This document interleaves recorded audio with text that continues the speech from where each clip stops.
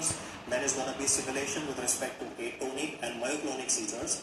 And 4, 5, 6 are rather the ones that you are more comfortable with, that is clonic seizures, and a combination of the two, which is the commonest one out of the 6 that I'm going to show you today, that is generalized tonic-clonic seizures. The first simulation that we will discuss is of a patient of absent seizures, and I'll be explaining both typical and the atypical variety before you. The highlight of these seizures would be that there is no tonus, there is no clonus, and there is no post-ictal confusion. The only thing that is present here is vacant staring spells, which results in parents to call him as a daydreamer. In fact, the only hint initially is presence of declining school performance and failing grades. So what I'm going to do in this case is make this child hyperventilate for 3 minutes. Now since I've been doing hyperventilation for a substantial long duration, you will notice that hyperventilation can trigger development of automatisms.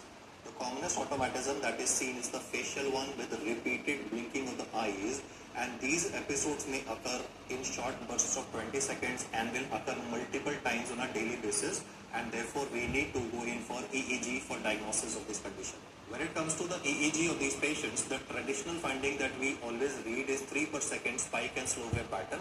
But if you look at the EEG flashing on the screen, you will notice that you are able to see only 2 or approximately 2.5 waves every second.